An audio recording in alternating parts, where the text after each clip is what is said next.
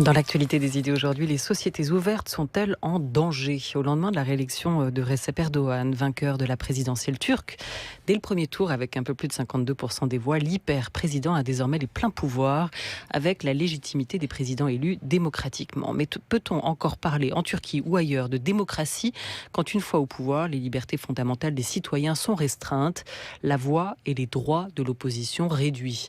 Il défend, lui, une parole qui transforme le monde et dit questionner les promesses non tenues de la modernité à la manière de Jürgen Habermas et trouver la politique là où on ne la cherche pas. Le philosophe Mickaël Fossel est donc notre invité, professeur à l'école polytechnique, directeur de collection aux éditions du Seuil, membre aussi du comité de la rédaction de la revue Esprit, dont le dernier numéro, coordonné par Camille Riquier et Frédéric Worms, interroge la société ouverte. Auteur par ailleurs, quant à lui, d'essais comme la privation de l'intime au Seuil et de l'avenir de la liberté au PUF. Dans AOC, ce mois-ci, il a écrit une contribution intitulée « La démocratie illibérale n'existe pas ». Mickaël Fossel est bien notre invité jusqu'à 13h30. Bonjour. Bonjour. Démocratie illibérale, le concept n'est pas nouveau, mais qu'est-ce qu'il désigne? Le droit contre les urnes, on pourrait résumer cela comme ça? Dans l'esprit de celui qui a forgé cette notion, cette formule, qui s'appelle Zakaria, qui est un politiste américain qui a forgé cette formule à la fin des années 90, effectivement, il s'agissait de montrer que, dans son esprit, je le répète, la démocratie qui était, il faut le rappeler aussi pour le contexte, promise comme étant le régime naturel d'une société de marché ou d'un capitalisme désormais sans adversaire après la chute du mur, la démocratie entraînait une forme de pathologie dans un certain nombre de pays, c'est-à-dire que, selon lui, l'appel au peuple, effectivement, la légitimation par les urnes prenait le pas sur la légitimation par le droit, et qu'il se trouvait toute une série de pays dans lesquels on continuait à voter, dans lesquels, autant qu'on puisse le dire, les élections étaient relativement, sinon libres, du moins honnêtes, mais où, par toute une série d'atteintes aux droits fondamentaux des citoyens, là, le libéralisme se retrouvait remis en cause. Si par libéralisme on entend, sans doute on y reviendra, le libéralisme politique, c'est-à-dire la séparation des pouvoirs. C'est le cas en tout cas dans cette expression ou ce concept de démocratie illibérale. C'est bien d'un libéralisme politique dont on parle en tout cas dans la manière dont ce concept a été me formulé. semble-t-il, parce que du coup l'aspect économique du libéralisme est un peu passé sous C'est quand même silence. ce qui se passe en ce moment, ce que vous décrivez précisément, ou pas? C'est ce qui se passe quand on parle de démocratie libérale. Alors, si on réduit la démocratie aux élections, et même à une dimension de l'élection qui exclut un petit peu le pluralisme, non seulement partisan, celui-là il existe plus ou moins dans les pays dont on parle, la Hongrie, la Pologne, la Turquie, mais si l'on exclut de l'élection les conditions même qui garantissent, disons, sa pluralité, c'est-à-dire en particulier les conditions liées à l'information et à un minimum de transparence, alors effectivement on peut parler de démocratie non libérale, anti-libérale, illibérale. Mais ce qui me paraît et pourquoi pas liberticide aussi? Ou liberticide, certainement, ce qui me paraîtrait déjà plus vrai ou plus juste, parce que la formule démocratie illibérale, qui a rencontré un grand succès, et dont il faut d'ailleurs noter, paradoxalement, qu'elle est revendiquée par ceux qui s'y inscrivent, c'est le cas d'Orban, et qu'elle est aussi critiquée par ceux qui s'y opposent, qui est le cas de l'actuel président de la République. Donc déjà, ce consensus autour de cette notion peut-être est un peu troublant. Mais si on prend les choses, bon là c'est le défaut peut-être du philosophe, si on prend les choses au niveau notionnel, si on parle de démocratie illibérale, alors cela implique que tout ce qu'il y a de désirable dans la démocratie vient du libéralisme. Et que tout ce qui en revanche peut être à l'intérieur de la démocratie porteur d'effets autoritaires, c'est au peuple ou aux citoyens qu'il faut l'affecter d'une certaine manière. Et donc il m'a semblé intéressant d'un peu de déconstruire cette notion, de voir ses limites et de montrer que peut-être elle était non seulement discutable mais en même temps un peu aveuglante sur l'état du présent. Ce que vous dites, c'est que ses partisans comme ses détracteurs emploient ce concept de démocratie illibérale pour en dire quoi? En fait, finalement, qu'est-ce qu'un Viktor Orban quand il peut employer cette expression en Hongrie? Dans quel sens est-ce qu'il l'utilise? Qu'est-ce qu'il y met, lui, dedans? Alors, on peut citer la réaction qu'Orban a eue à l'élection de Donald Trump en 2016. Il a dit « La non-démocratie libérale, c'est terminé. Quelle journée Quelle journée? Alors la non-démocratie libérale, je suppose que dans son esprit, cela veut dire que le libéralisme politique est un frein à la démocratie. C'est-à-dire un frein à ce qu'il entend, lui, être la voix du peuple que, évidemment, il prétend incarner. Et de ce point de vue-là, on retrouve effectivement, je ne dis pas du tout qu'il n'y a pas des effets ou des dimensions, antilibérales dans ces pays, en particulier récemment la Pologne. Le gouvernement polonais s'est caractérisé par la remise en cause du droit de la Cour constitutionnelle. Donc si par libéralisme on entend le fait de limiter les pouvoirs, la souveraineté, on l'évoquait rapidement tout à l'heure, la souveraineté du peuple par des principes de droit. Un peuple ne peut pas tout, il ne peut pas par exemple décider, même majoritairement, de s'en prendre à une minorité de sa population. Si on entend par donc libéralisme le fait de vouloir instaurer des principes que même la volonté du peuple ne peut pas remettre en cause, alors de ce point de vue-là, je pense que ce qu'Orban veut dire, c'est que le libéralisme, l'état de droit, en réalité, est battu désormais par ce qu'on appellerait aujourd'hui des mouvements populistes, c'est-à-dire qui passe par-dessus toutes les médiations juridiques, passe par-dessus la société civile pour s'adresser directement, le dirigeant s'adresse directement au peuple. De ce point de vue, certainement, il y a une dimension antilibérale. Mais je crois que ce qui est un peu le point aveugle de cette formule, c'est que ni la Pologne, ni la Hongrie, ni certainement d'ailleurs la Turquie, ni même si on va jusque-là, il faudra discuter si la formule s'applique à ce pays, la Russie, ne sont des pays anti-libéraux, si on entend cette fois-ci au sens du libéralisme économique et du fait, qui est peut-être le plus préoccupant, de réduire la liberté des citoyens à cette dimension économique. Peut-être un mot, parce que Bismarck disait la force prime le droit, et là c'est le peuple qui prime le droit, finalement, c'est ce qui est affiché par ces gouvernements. Si le peuple le veut, le droit n'a qu'à s'incliner. Qu'est-ce qu'on peut répondre à ça, finalement ? On peut répondre qu'il y a plusieurs définitions du peuple. Le peuple d'Orban et le peuple de ce qu'on appelle, à tort ou à raison, j'aime pas beaucoup la formule populisme, c'est un peuple qui n'existe finalement que dans la voix du démagogue, ou que dans la parole du démagogue, et où appartient au peuple ce que je dis appartenir à lui. Et d'ailleurs, ce type de dirigeant, systématiquement, on l'a vérifié encore récemment avec le ministre de l'Intérieur italien, Salvini, à chaque fois qu'il nomme le peuple, nomme en réalité ce qu'il appelle le bon peuple, par opposition à ceux, c'était les Roms, en l'occurrence italiens. Bon, il regrettait, le ministre de l'Intérieur, de ne pas pouvoir expulser les Roms de nationalité italienne. Autrement dit ici, c'est un peuple clivé d'une certaine manière. C'est le peuple magyar pour la Hongrie, c'est le peuple catholique et de la Pologne éternelle pour le gouvernement de Kaczynski, mais ce n'est jamais le peuple tel qu'on l'entend, je dirais, dans la voie traditionnelle républicaine, celle qui a été inaugurée par Rousseau, c'est-à-dire un peuple qui n'est pas exclusif ni d'une ethnie ni d'une culture, un peuple qui se définit politiquement par l'adhésion active au principe de ce que Rousseau appelait le contrat social. Autrement dit, évidemment, le concept de peuple est extrêmement équivoque. Et là aussi, si on parle de populisme, un peu comme quand on parle de démocratie libérale, on abandonne la démocratie, le concept, la chose elle-même, à ce que je considère moi comme ses ennemis.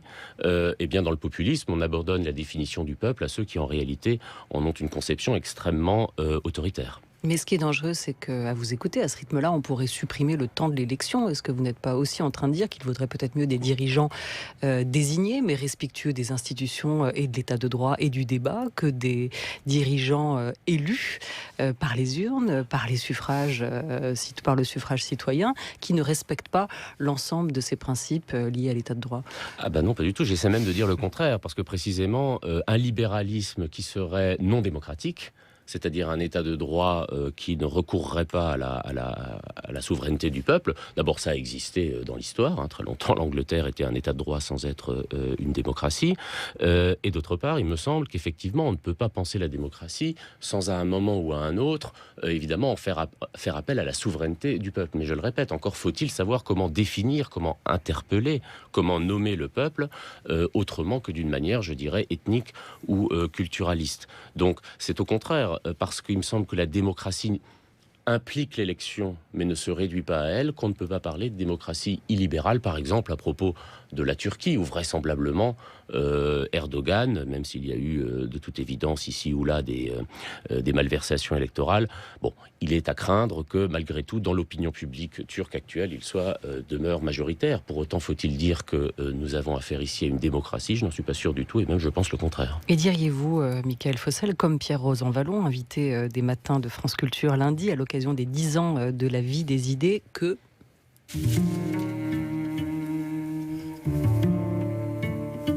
La démocratie, ça n'est pas simplement le pouvoir de tous tel qu'il est exprimé de façon approximative par la majorité.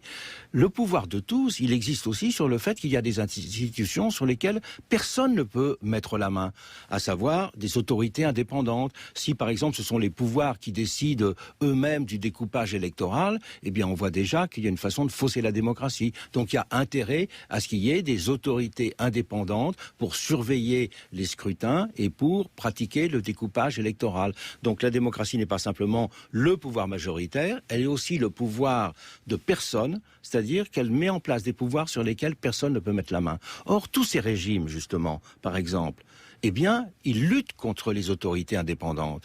Ils massacrent ces autorités indépendantes en disant « mais qu'est-ce qu'elles représentent? Nous sommes élus, ces autorités ne sont pas élues. » Eh bien, il y a des autorités, il y a des formes de pouvoir non élues qui appartiennent à la démocratie. C'est le cas des cours constitutionnelles aussi. Qu'est-ce qu'une cour constitutionnelle? Une cour constitutionnelle, c'est ce qui organise les principes généraux de l'organisation politique et l'organisation générale des droits.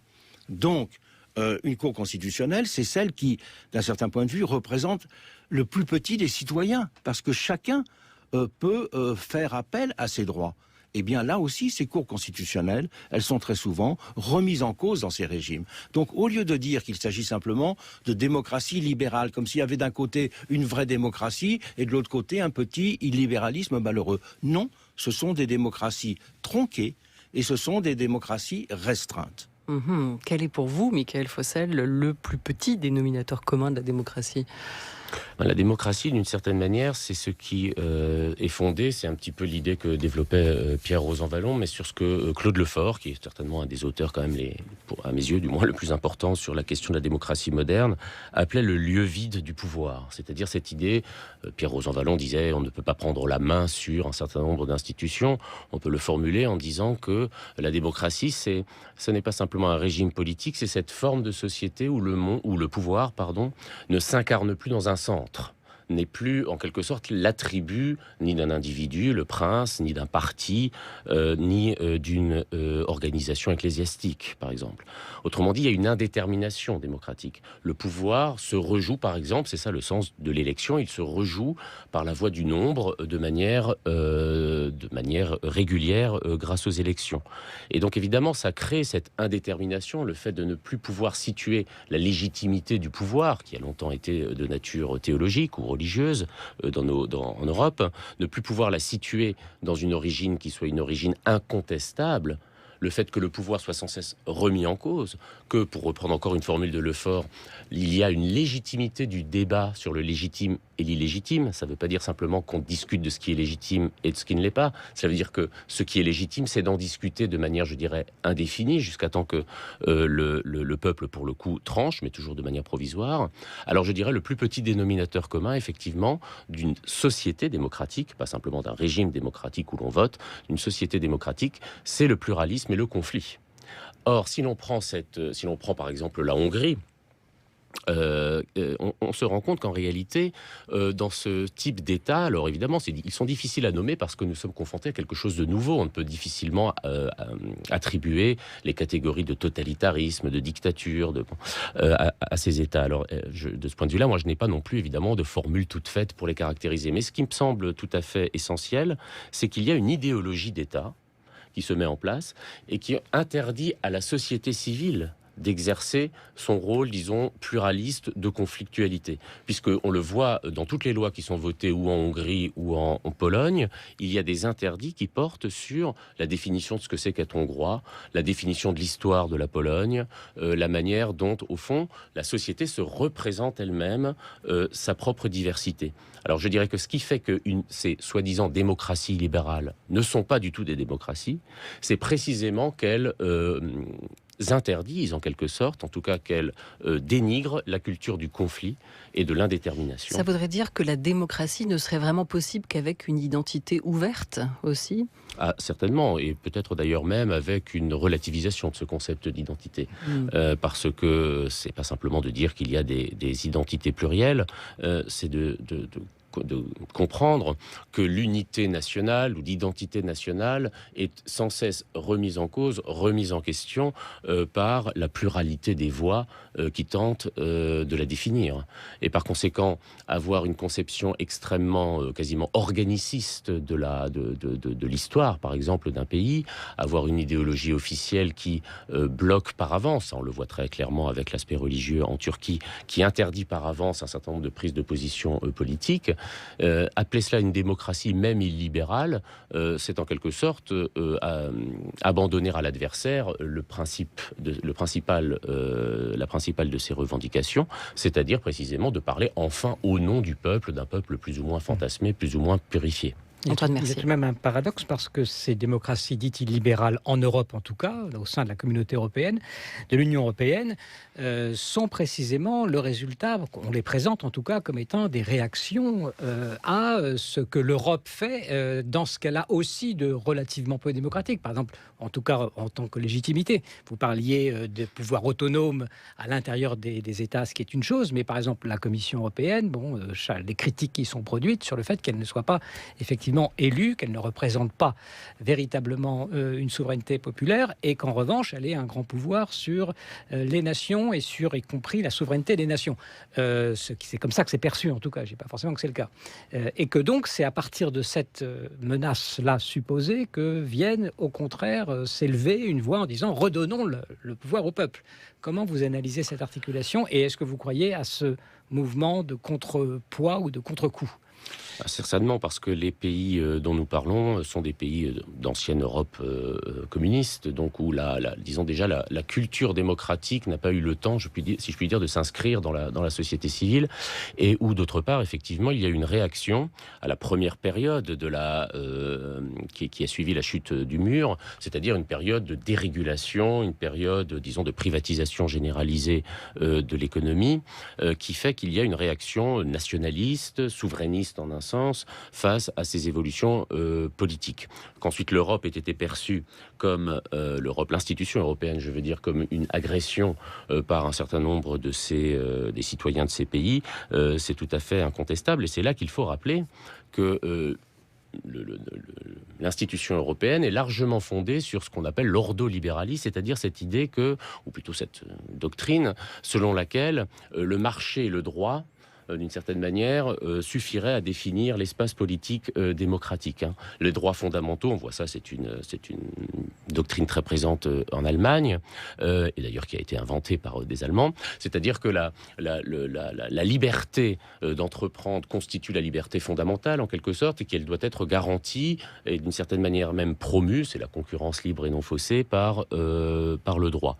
Alors, c'est là aussi où la formule démocratie illibérale, à mon avis, est un petit peu aveuglante, parce que elle exonère le libéralisme, alors cette fois-ci dans sa dimension économique, de tous les torts dans ce qu'il faut bien considérer aujourd'hui comme un désamour pour la démocratie, qui ne se limite pas à ces pays d'Europe orientale. Il y a, je parlerai moi plutôt que de démocratie libérale, de libéralisme autoritaire, parce qu'on constate quand même que si on entend cette fois-ci libéralisme au sens économique, qu'il n'est jamais remis en cause le principe même de la marchandisation du monde, puisque même le droit est considéré bien souvent comme une marchandise dans ces pays. Autrement dit, dans le divorce auquel on assiste depuis une vingtaine d'années maintenant, à mon sens, entre la démocratie politique comme forme de société et puis le capitalisme financiarisé, eh bien, il me paraît un petit peu injuste simplement de faire porter la faute exclusivement du côté de la démocratie. Nous sommes effectivement dans une période où nous ne pouvons plus dire, comme on a pu le dire en 89 avec Fukuyama, on ne peut plus dire que définitivement le marché et la démocratie, que les droits de l'homme et le capitalisme se rencontraient naturellement dans l'histoire et que c'en était fini de l'histoire, en quelque sorte. En réalité, non. On parle de démocratie illibérale, parce qu'on constate qu'il y a encore de l'histoire, pour le pire en l'occurrence, mais c'est souvent par la tragédie que l'histoire se rappelle à nous, et que disons pour le dire rapidement, les lois du marché ou la dérégulation, la liberté économique seule, n'est en aucune manière une garantie de liberté juridique et de démocratie. Comment on peut expliquer ça précisément ? On le voit pour Trump aussi, c'est un peu la même chose. Il y a une volonté de reprendre une politique nationale et cependant aucun élément qui permette de dire qu'il veut sortir au contraire d'une politique libérale ou néolibérale. Donc comment on peut comprendre qu'une nation ou des nations reprennent en quelque sorte ou veuillent reprendre leur souveraineté sans que cela nuise à ces échanges mondiaux et à l'ouverture au monde ? On voit bien aujourd'hui, là je ne suis pas du tout spécialiste de géopolitique, géopolitique, c'est quand même un paradoxe, bien sûr, mais on voit que le débat se joue, si on peut dire le débat, ou en tout cas la confrontation se joue entre, disons, ceux qui voudraient revenir plutôt à un capitalisme national, on aurait dit dans une langue bien oubliée, un capitalisme monopolistique d'État autrefois, et puis les partisans du libre-échangisme. On a d'un côté donc le nationalisme économique, et puis de l'autre le mondialisme libre-échangiste. Ce qui fait d'ailleurs, c'est un aspect, si on dit les choses de manière, on exprime les choses de manière un peu politique, là je reviens d'Allemagne, le débat aujourd'hui en Europe, dans le monde, se joue en quelque sorte entre deux tendances, dirons-nous, de la droite, quoi. C'est-à-dire la gauche est totalement absente, spectatrice de ce débat. En Allemagne, on le voit bien, on a d'un côté un parti de droite qui veut revenir à du national, sur la question des migrants, mais certainement aussi avec l'AfD sur la question économique, et puis de l'autre, une représentante plus du libéralisme, pour le coup traditionnel, libre-échangiste. Alors évidemment, si cette opposition entre nationalisme économique d'un côté, Trump, vous l'avez dit, peut-être Poutine, après tout, sans doute aussi, et puis libre-échangisme dérégulé est une alternative, autrement dit, s'il n'y a pas de tiers exclus, alors je dirais qu'indépendamment des questions de positionnement à gauche ou à droite, on peut se faire du souci pour la démocratie, parce que c'est souvent, vous l'avez rappelé même pour les pays comme la Hongrie ou la Pologne, c'est un excès de libre-échangisme qui amène un désir de renationalisation. Mais ce désir de renationalisation, il peut passer par deux voies. Soit on essaie de renationaliser le politique, et dans ce cas-là, on peut approfondir la démocratie, soit on ne l'envisage que comme renationalisation économique. Et dans ce cas-là, je dirais que nous soyons victimes des multinationales ou des monopoles économiques nationaux, ça ne me paraît pas être pour la plupart des citoyens une différence absolument fondamentale. Mickaël Fossel est notre invité jusqu'à 13h30 pour l'heure sur France Culture, il est 13h19. France Culture. La Grande Table. Olivia Gesbert.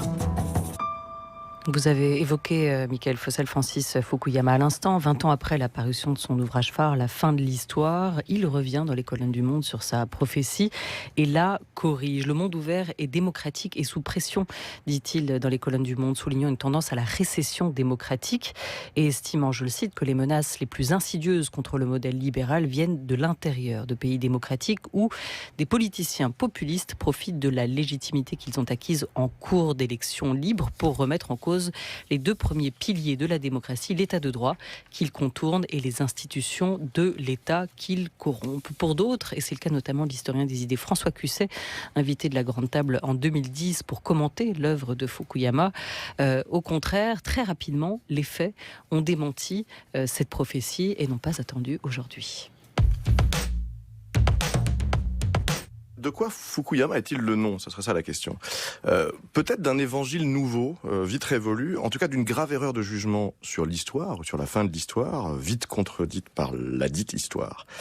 La thèse de son article de 1989, donc étendue en livre en 92, c'est que la chute du mur de Berlin serait beaucoup plus que la fin de la guerre froide. Ce serait le consensus désormais sur la démocratie libérale de marché, il faut préciser, son extension prévisible à l'infini, qui serait la forme finale, finalement, du gouvernement humain, la fin, au sens de finalité du développement humain, une sorte de forme politique stabilisée et définitive, un peu comme l'a théorisait le philosophe français Alexandre Kojève, dont on verra qu'il est un peu le mentor ou le modèle de Fukuyama.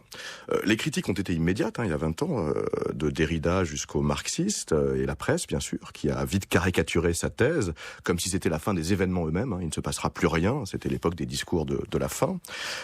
Mais il faut quand même voir que ce livre, c'est une forme assez idéologique de sciences politiques, qui va d'abord être contredite par les faits. Souvenons-nous, qu'est-ce que c'est que les années 90 ? C'est le retour de la guerre partout dans le monde, c'est le creusement brutal des inégalités économiques et sociales avec des souffrances inédites. C'est l'essor d'États autoritaires à très forte croissance économique, du Golfe Persique jusqu'à la Chine, qui nous démontre qu'effectivement capitalisme et démocratie ne sont pas indissociables. C'est l'essor des biotechnologies, danger pour la démocratie. Fukuyama en conviendra lui-même. Et c'est bien sûr, au bout de 10 ans, le coup de tonnerre du 11 septembre 2001 que certains commentateurs, pour moquer Fukuyama, appelleront la fin de l'histoire, le retour de l'histoire. Ce qui se joue aujourd'hui, Mickaël Fossel, est-il pour vous aussi un démenti formel de cette thèse qu'il a émise, conçue dans les années 90 ?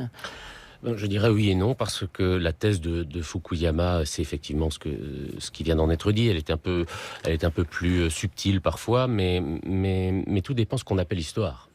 La fin de l'histoire, si cela veut dire, mais je suis pas sûr que ce soit essentiellement ou uniquement cela que Fukuyama entendait, la fin des événements, il ne va plus rien se passer, c'est certainement pas advenu, et nous constatons, on l'a constaté aussi au niveau économique avec la crise de 2007, que le monde est assujetti encore à des événements de nature tellurique, et que la mondialisation, au fond, ce n'est pas la fin des événements, ce serait plutôt sa généralisation, leur globalisation au monde entier. Ce qui se passe en Syrie a des effets, on le voit aujourd'hui, au cœur de l'Europe. Alors, donc ce n'est pas la fin de l'histoire au sens où nous aurions été dans une période, je dirais, quasiment ou paradisiaque ou infernal, mais dans lesquels, au fond, le temps n'apporte rien. Maintenant, si on entend par histoire ce qu'on a entendu quand même depuis la philosophie des Lumières, c'est-à-dire un mouvement général vers le progrès, un mouvement qui est un mouvement du temps, ou une temporalité qui est orientée vers un but, qui soit celui de l'émancipation, qui soit collective, ou qui soit celui justement de la démocratisation, alors nous vivons dans une situation paradoxale où les événements sont présents, de plus en plus vécus d'ailleurs, le traitement de l'information le montre, sur un mode disruptif, mais justement ce sont des événements où ce sont des faits, où ce sont des news, comme on dit, qui ne sont plus orientés, dont il est très difficile de donner ou de fournir un principe d'interprétation générale comme on a pu le faire lorsqu'on croyait encore, alors certains à l'idéologie du progrès, d'autres à la lutte des classes, ou d'autres encore à l'image ou à l'idée d'une mondialisation heureuse. Donc nous sommes toujours dans l'histoire, mais nous n'avons plus de théorie de l'histoire. Et nous n'avons plus de théorie de l'histoire, c'est-à-dire nous n'avons plus de certitude relativement à ce qui, à la manière dont nous devons nommer l'avenir, d'où d'ailleurs, probablement aussi, le désir de nommer l'avenir par le passé, c'est-à-dire les mouvements réactionnaires qui, aujourd'hui, cherchent à revenir à une identité plus ou moins fantasmée, qui de la Hongrie, qui de la Pologne, qui parfois aussi, de plus en plus souvent d'ailleurs, de la France. Donc le fait qu'il n'y ait plus d'horizon d'attente, c'est justement le signe que l'histoire s'est terminée, puisque l'histoire était perçue comme un processus qui, évidemment, avait à la fois un passé, mais aussi un futur. C'était le principe libéralisme national d'un côté, disiez-vous, de l'autre côté, mondialisme libre-échangiste, et la gauche, ou quelque chose d'autre comme un tiers de ces deux positions qui a beaucoup de mal à prendre place. Est-ce que vous pensez que si elle a tant de mal à prendre place, c'est pas qu'il y a une menace, j'allais dire anthropologique, sur les personnes, la capacité des personnes à résister finalement à cette tendance-là? Et peut-être, est-ce que ça peut avoir un rapport aussi à la manière dont l'individualisation se poursuit malgré tout avec la numérisation du monde? Est-ce que vous feriez une sorte d'analyse globale? Les raisons pour lesquelles la gauche, au sens, je dirais, intellectuel du terme, a subi des défaites récemment sont très nombreuses. Si je reste au dernier point qu'on a évoqué, ce qui caractérisait les gauches, je dirais, pour le coup, quelle que soit leur orientation, qu'elle soit révolutionnaire ou réformiste, comme on dit, c'était justement un discours qui prétendait nommer l'avenir. et l'avenir désirable. Alors qu'on appellera société sans classe, qu'on appellera social-démocratie, qu'on appellera justement autogestion, qui sait, bon. C'est-à-dire de porter sur le temps, finalement, un discours qui s'appuie à la fois sur sinon une science, du moins un certain nombre de savoirs, et en même temps sur des expériences concrètes de ce que pouvait être l'émancipation dans le cadre du travail, par exemple, ou de la famille. Alors évidemment, dans le contexte un peu catastrophiste dans lequel nous vivons, car c'est aussi un élément, à mon sens, de la sortie des philosophies de l'histoire, c'est-à-dire le fait que l'avenir, au fond, ne se nomme plus progrès, mais généralement catastrophe, crise climatique, crise économique parfois, crise écologique, eh bien cette incapacité que nous avons, ou cette difficulté du moins, que nous avons à nommer positivement un avenir qui soit un avenir collectif et non pas individuel, explique sans doute beaucoup de ce qu'on appelle la fin de l'hégémonie culturelle, à supposer qu'elle ait existé de la gauche. Mais ma question, c'était de savoir s'il y avait un rapport avec la fragilisation de l'intime dont vous parlez par ailleurs. Avec la fragilisation de l'intime et puis avec, l'individualisation de la politique. Aujourd'hui, la politique, elle existe toujours, mais de plus en plus souvent, on la déplace du côté, je dirais, de collectifs, de micro-collectifs ou de la vie, du côté de la vie. C'est-à-dire qu'en réalité, on pense, et pour les meilleures raisons du monde parfois, que c'est dans des ZAC, ce sont dans des lieux, je dirais, un petit peu autonomes par rapport à ce qui est traditionnellement le lieu du politique, c'est-à-dire l'institution, des ZAD, pardon, j'ai dit des ZAC, des ZAD, que l'on peut ou que l'on pourra, d'une certaine manière, retrouver quelque chose de cette émancipation. Alors ça, c'est le bon côté, quand ça reste encore un peu collectif. Je dirais évidemment que quand l'innovation remplace le progrès, que lorsque la réussite individuelle se substitue à l'idée d'une amélioration ou d'une émancipation de ses conditions de vie, et lorsque la privatisation du monde se substitue à l'intime, puisque vous en parliez, eh bien effectivement on est dans des processus qui certainement sont dommageables pour la démocratie, parce que c'est le lien collectif, c'est l'idée même d'une transformation du monde qui se perd et qui se fragilise.